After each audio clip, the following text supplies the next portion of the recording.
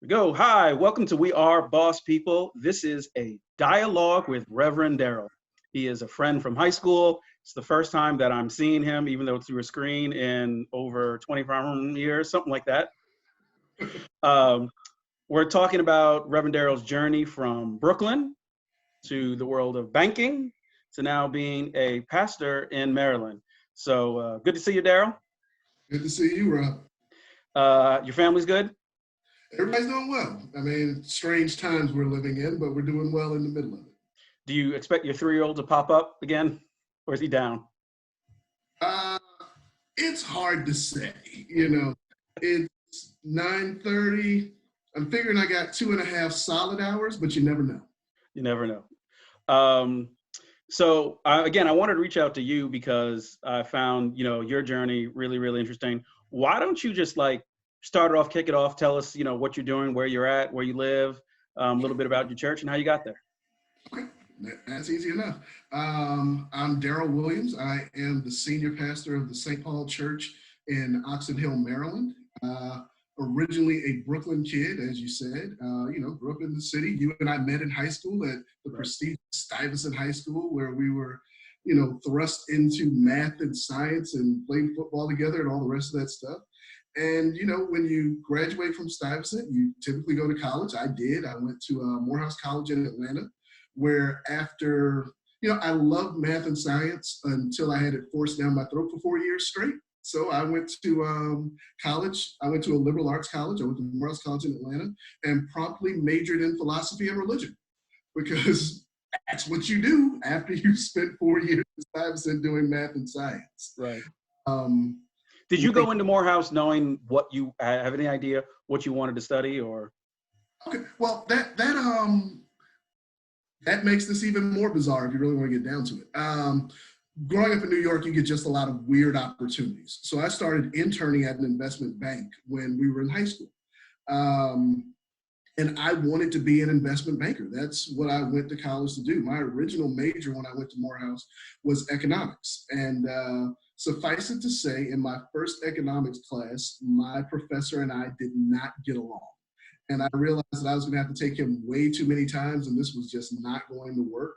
So I was going to move over to being a business major, and I asked some of my mentors at the bank what I should major in. Should I major in finance? Should I major in general business?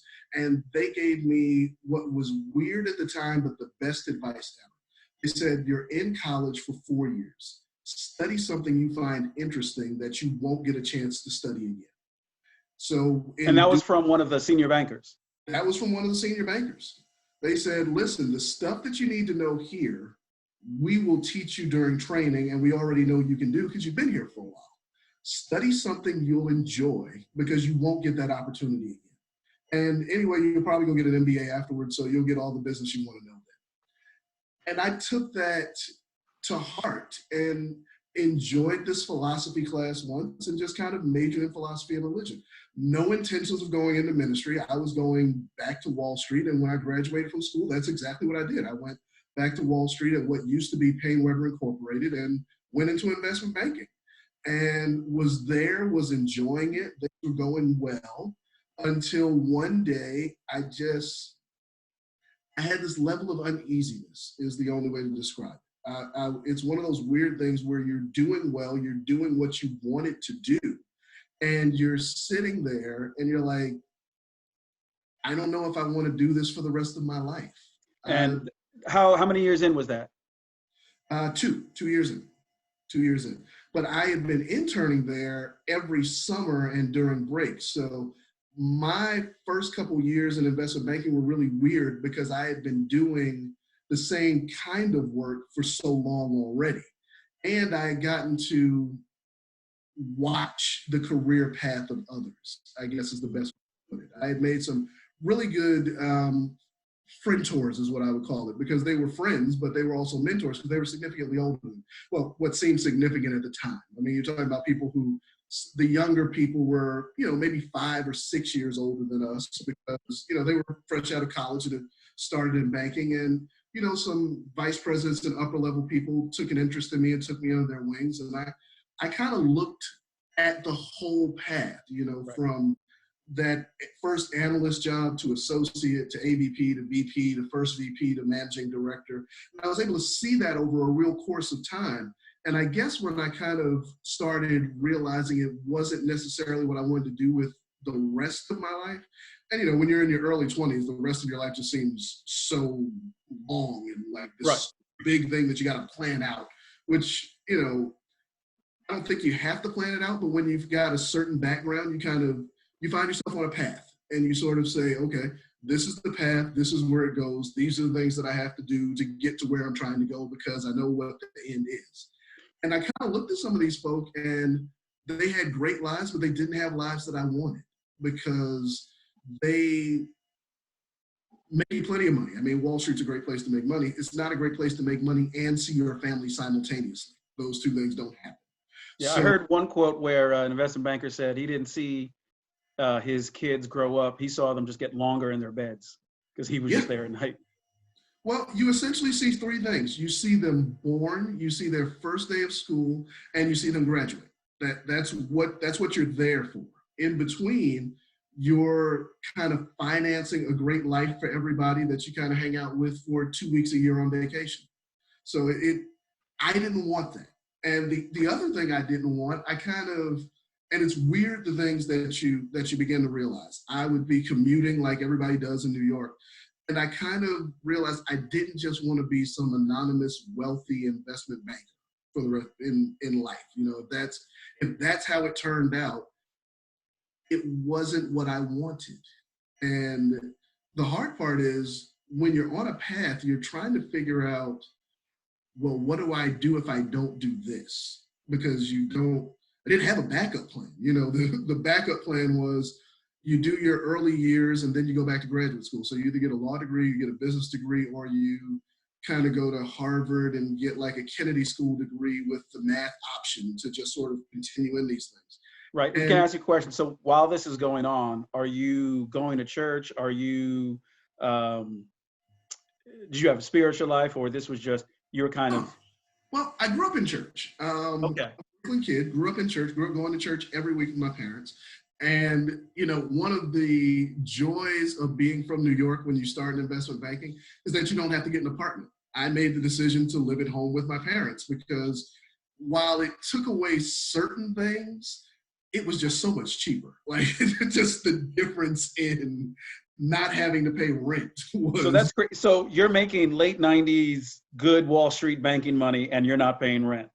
I'm not paying a stitch of rent. I'm giving my parents, you know, my parents didn't ask me for rent, but I would, you know, I'm there. So let me make sure I'm at least, you know, here, Mom, thanks for ironing my shirts. Please have dinner on me, you know, that sort of thing. So I'm making what is good, not great money, but for the age group, exceptional money. And that's on a path to get to what you think is going to be real money one day. And I'm going to church. Church I grew up in had 2 worship services. So we had church at 8 in the morning and at 11. And my parents always had a rule for me. We go to church. So the thing that they don't tell you in investment banking is they pay you a lot, but they also get every dollar of it out of you in the hours that you work. So my work week started on Sundays. Sundays was when I would go in and sort of start preparing for Mondays or finishing something from Friday. Like Saturday was the day that I was like, I'm not going in. But by Sunday, it was either we're going to finish up something from Friday or we're going to get things in line for Monday. So I would say on average, I would kind of do 4 hours on a Sunday just prepping for the week to come. And because of that, I would go to church at the early service. I go to the 8 o'clock service. I go have brunch somewhere in the city, hang out for a little while. And then around 6, 5, somewhere between 5 and 6, I kind of we trickle into the office. And I wasn't the only. I wasn't special in doing this. It's what everybody. Right. That's just the way. Yeah, that's just the way it is.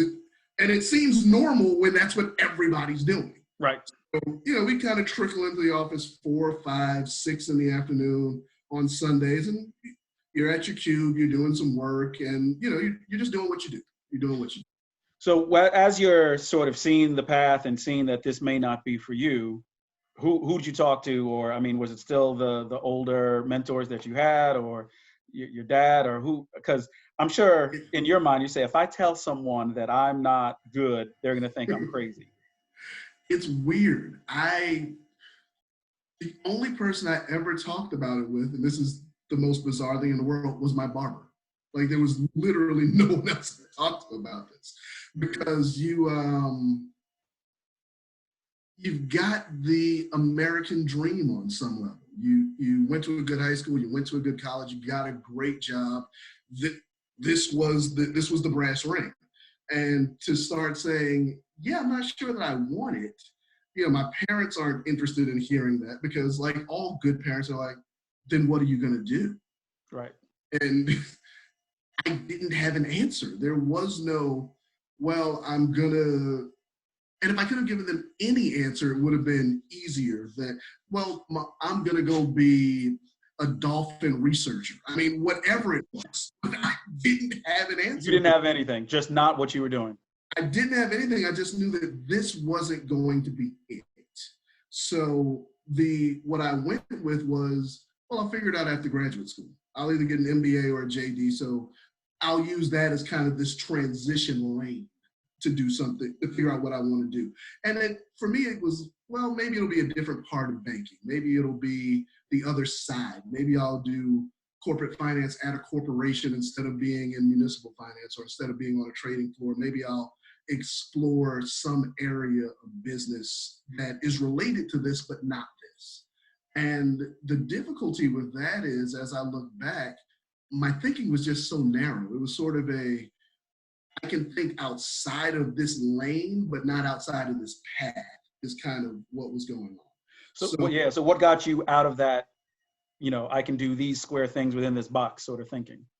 True story. I was sitting at work. I had moved from banking to trading. So I was sitting on the trading floor. And the difference between banking and trading is that simply the markets aren't open on the weekends, and you get your weekends back, but you start earlier in the day, 5 days a week, and you're there hour and a half, depending on what you need to do after the close. So you may not be there. So you're working essentially the same amount of hours, just not in the same time. Right. One day I'm there and I stayed extra late because I was just kind of catching up on some paperwork and getting some stuff together for clients.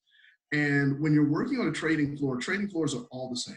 They're very loud when the market is open, and they're virtually silent after everybody is gone.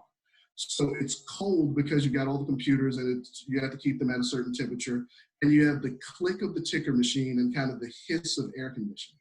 And I was sitting there by myself, and I just kind of felt, I looked around and said, there's got to be more than this. There's just got to be more than this. And a friend of mine, his dad was looking for somebody to run the business operations of his church and community development. And I said, you know what?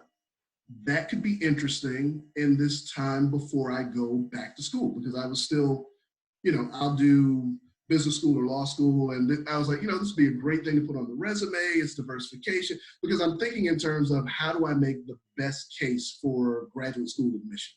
So you've got 1 million people that are applying with Wall Street. Well, not 1 million, but I mean, when you work in it, you feel like that's what everybody's applying. So I was like, this would be a nice differentiator. I'll do, this stint of time in the nonprofit world, which I can add to what I've been doing, and it tells a good story. And, I'll continue with life as I knew it. That friend was in Houston, Texas. So it was when I left New York as a professional. I worked in Houston. And I enjoyed working at a church. Wait, so let me take a step back. So this opportunity wasn't even in Brooklyn for you to go work at a church.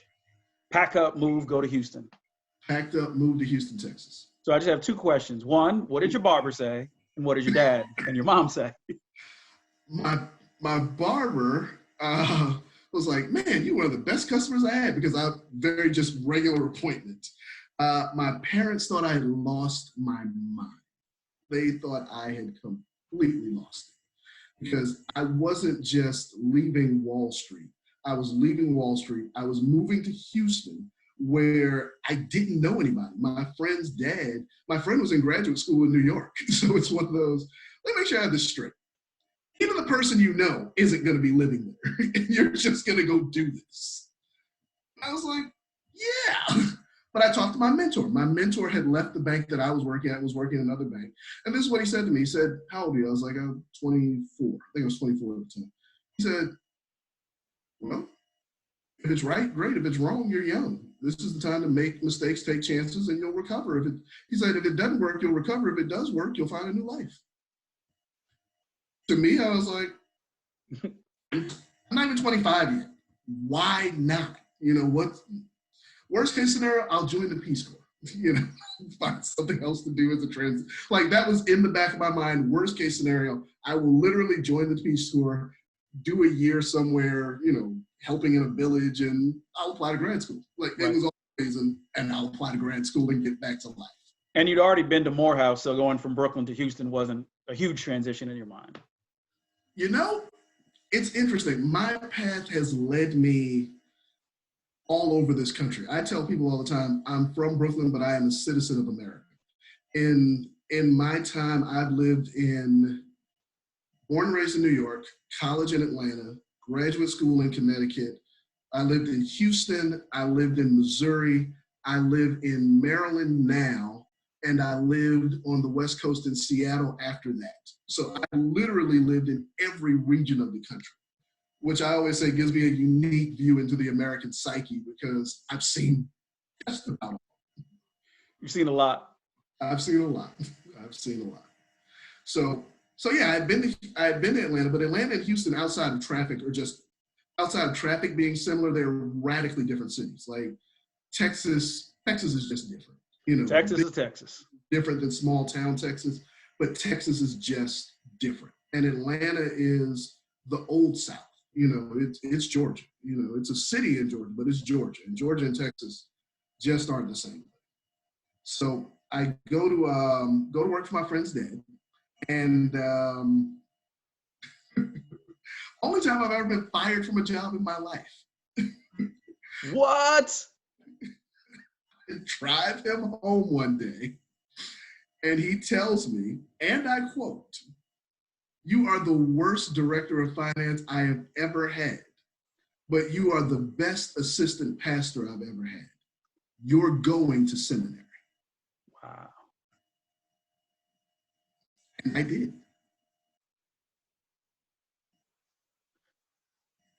That's a beautiful story. Although you were out of a job. Can't make this stuff up. So he helped me get into seminary, and I did. That fall, within a couple of weeks, I had applied to seminary. That fall, I went to Yale Divinity School and spent 3 amazing years in New Haven, Connecticut, learning and growing and doing other things. But I always say that there's nothing that you go through in life that isn't for a reason.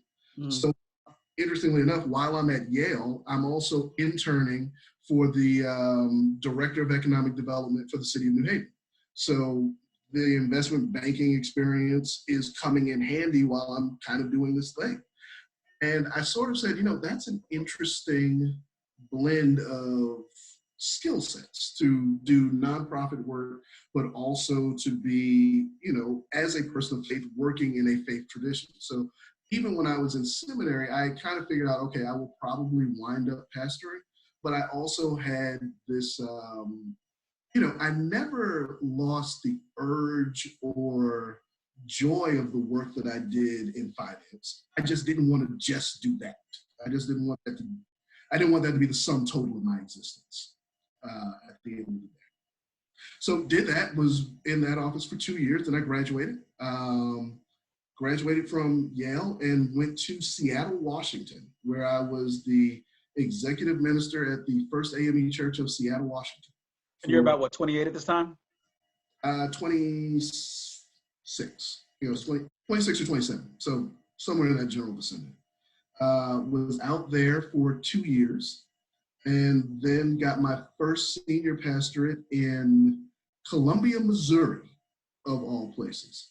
Now, to explain Columbia, Missouri to you, I have to explain to you how I used to tell people to come visit me if they wanted to. You fly into either Kansas City or St. Louis. Just pick whichever one is cheaper. If you fly into St. Louis, head west. Once you get out of the city, the next thing you see that looks like civilization will be Columbia, Missouri. If you fly into Kansas City, head east. Once you drive past Arrowhead Stadium, the next sign of civilization you'll see will be Columbia, Missouri. And Columbia is where the University of Missouri is, major land-grant institution. So rural, when I say I've got a different peek into the American psyche, I lived in rural Missouri for 2.5 years. Now, I'm just curious, how did they receive you? Are you, to them, big city, Brooklyn, Mr. Yale, coming to Missouri, or what was that like? It's a humbling experience is the best way to describe it. They were great with me, but if you want to talk fish out of water, this story sums it up. I moved to Columbia for good because I was transitioning from Seattle to Columbia in the winter. So I moved there for good right after the first of the year. And it snowed. And as a New Yorker, I was like, okay, well, it's a little snow. I'll go outside. I'll shovel my walk. I'll shovel my driveway. I would shovel it, go back in the house, come back the next day. It had snowed again. This happened for a week until one of my neighbors said, it's gonna do this every day. Just drive in and get yourself a path. Because to me, I thought this was God playing a prank on me. Because I'm like, how is this happening every day? One of my neighbors finally said, it's Missouri, it does this every day. You just drive up, you'll have tracks in the snow, just position your car in them, you'll be fine. And that, it was, Dorothy, you're not in Kansas anymore. Well, Daryl, you're not in Brooklyn anymore. Right. More than else. But a great time that I had there serving that church. And while I was there, I also worked for the University of Missouri. So this kind of finance background just kept coming in handy. I worked as a corporate relations officer for the University of Missouri during one of their capital campaigns. Love it. And so from Missouri, you ended up from there to the DC area? Ended up from there to the DC area. I was recruited to be the director of investments for the United Methodist Church Foundation for the Baltimore and Washington area. So I wanted to get back to the East Coast. I wanted to be closer to my parents. When you're young, you're like, well, let me get away. As you get older, you're like, I need to be closer. Right. So DC to me was a great compromise of getting back on the East Coast and an Amtrak away. So it was great. So I came back and I was doing that. I was in charge of investments and planned giving for them and helping people with capital campaigns. Then I became the executive director of that foundation and did that for 4 or 5 years. I don't remember which one. And then I went back to local church and became a pastor again. And that's what do you love about being a pastor? Is it just encouraging the church? Is it preaching and teaching? Like what motivates you through? I'm sure being a pastor isn't easy. What keeps you going? It is, to be completely honest, it's a calling more than anything else, because regardless of what people have seen on television from time to time, there's not a whole bunch of money in it. There's a whole bunch of stress in it. And, taking care of and leading people in the nonprofit sector is not easy.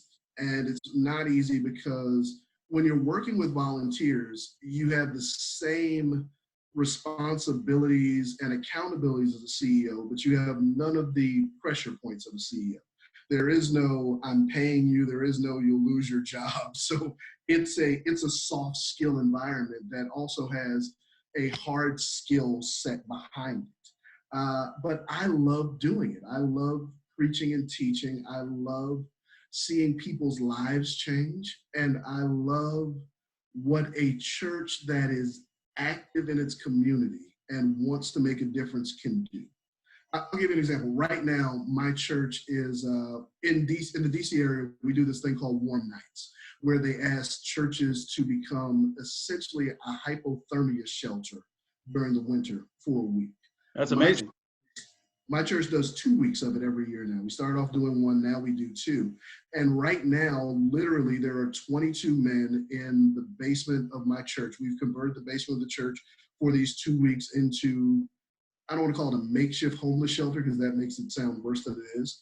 But essentially, we're housing 22 men during the last week and this week, even with the COVID and all the rest of that. And we've had to do specific things that make it a very different experience this year than it has been, to create distance and social distancing and things that we've had to do to keep our volunteers safe.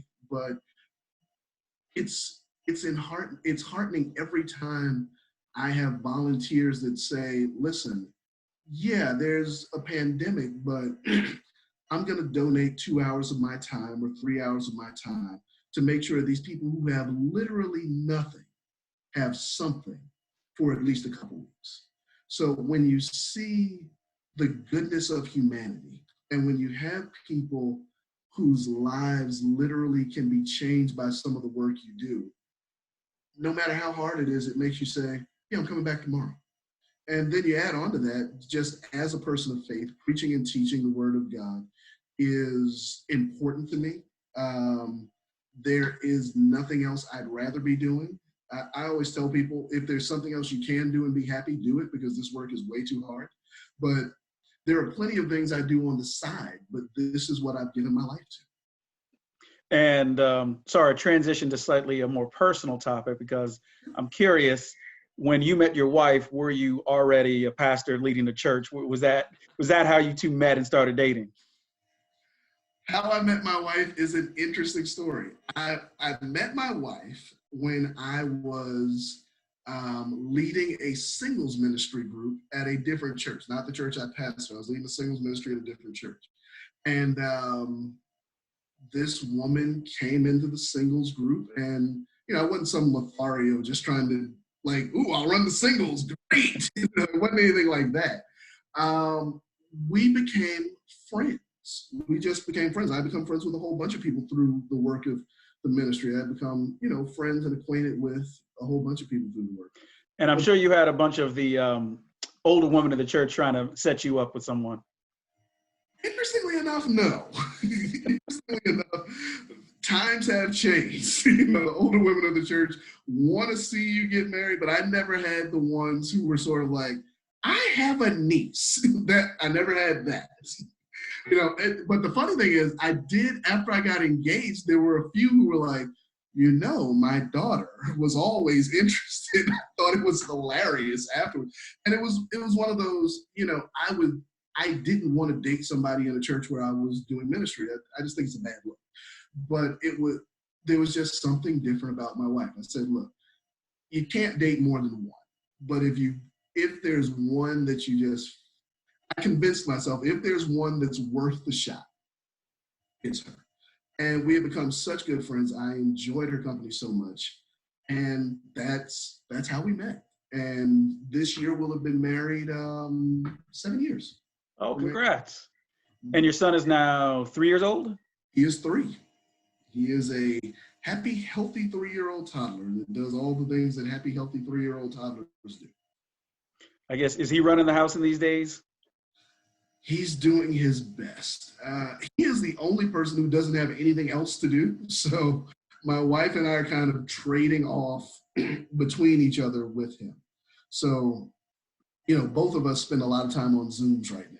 So it's if I'm not on a Zoom, I'll have him. If she's on a Zoom, if I'm on a Zoom, depending on the Zoom I'm on. Some Zooms, one of the great things about being a pastor is that people kind of get that there are certain peculiarities to how we work and some of the things we have to do. So especially with the kind of self-quarantining of this time, my son joins me on Zoom sometimes because he'll be sitting next to me with my iPad kind of watching something on YouTube, and he'll look up and say, oh, hey, and he'll just lean into the picture and wave at people, and they wave back, and he goes back to what he's doing. So right. I heard your message from this past Sunday online. I listened to it today, so thank you for that. I'm just curious, so what are you telling your congregation these days? Because even with faith, even people who believe, there's still a lot of anxiety, and there's still, some worry. So what is what is your message to your flock? My message continues to be to my flock to remember that we are people of faith and not people of fear.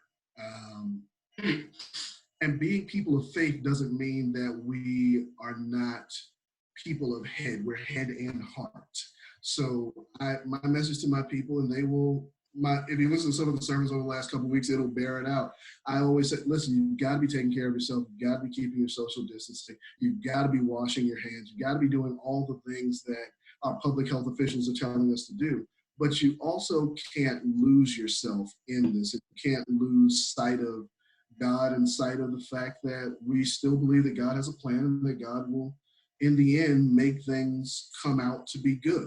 Now, that doesn't mean this is going to be easy, but God has never promised anybody an easy life. He's promised that he would be faithful throughout our lives. So I continue to tell my people, God is going to be faithful. We need to be faithful. We don't need to be anxious. We don't need to be worried. But anxiety and worry will creep up on us from time to time. But we have to remember that ultimately we are people of faith, not people of fear. And we rest in the peace of God, knowing that this too shall pass. Thank you for that message. Before we wrap up, I want to take you back, Reverend Daryl, to pre-Reverend Daryl, to the year of 1992. Okay, little 90s trivia here. Sure. Okay, in the year of 92, I'm going to give you three of the top songs. Which one is more of a 90s classic? Are you ready? I'm ready. Shoot. You have End of the Road, Boyz II Men, Jump, Criss Cross, I'm Too Sexy, Right Said Fred. Which one is more of a 92 classic, Reverend Daryl? Oh, that is such a tough one, because I'm Too Sexy is the most 90s song ever, but I don't know I would call it a classic, but it is absolutely, especially early 90s. We're talking 92. Like, it is the picture of coming out of the go-go 80s into the 90s. It is without question the most 90s song ever. But if I had to say the classic 92 song, I'm going to go with End of the Road, because it was the theme song to our prom. So there you go. It's going to have a special place in my heart, because as we left Stuyvesant High School, we were all walking around going, it's the end of the road. Love it. Love the answer. For the 15th Street building, it was the end of the road. So it was the end of the road. The road. One last question. Just, I was moved here, and you talk about the services that your community is providing. If anyone is listening, I'm going to provide the website for your church, but why don't you just tell through the video the address of your church? Are people able to contribute to your church Absolutely. in order to give towards that? Okay, what's the address? Absolutely. If you want to send a donation to my church, it is St. Paul Church in Oxon Hill, 6634 St. Barnabas Road, Oxon Hill, Maryland, and it's OXON Hill, Maryland, 20745.